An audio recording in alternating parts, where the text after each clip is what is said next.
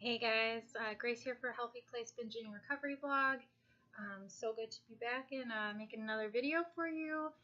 Today I'm going to talk a little bit about how eating disorders are a progressive illness, and sometimes we don't realize this, and I'm going to kind of explain why. So many times I was like, where did this come from? This feels like I woke up one day and this thing was my life.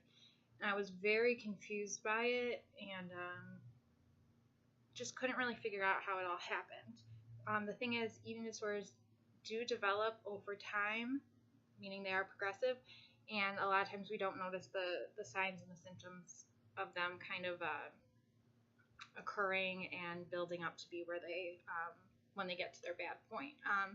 So I think a lot of us before the eating disorder felt very self-conscious, very miserable, very not normal. Sometimes this is coupled with depression, and so we are not knowingly searching for someone to relieve us from these kind of painful feelings.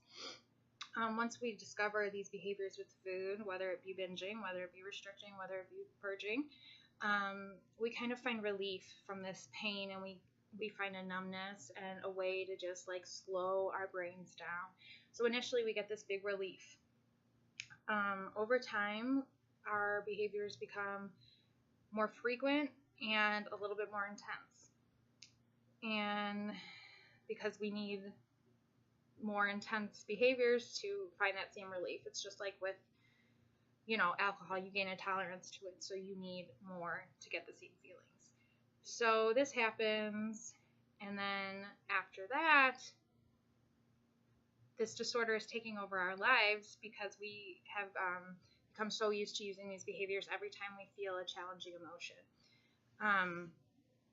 So this is kind of where the relief stops and the misery kicks back in. So we usually end up feeling worse than before we started, which is so crazy to think. But you know what? At a time, these behaviors did serve a purpose for us, and they were making us feel better, which is why we continued and why this kind of whole cycle happened, if that makes sense. So knowing this has helped me kind of look back, see my own pattern, and then also help me know the warning signs for when I might get back into a cycle. So if I see myself starting to use food as a relief and food as a number or a mood changer, I know I'm probably not in a good place. So knowing these signs and knowing your phases of your eating disorder is a great way to kind of stop slips and relapses from happening.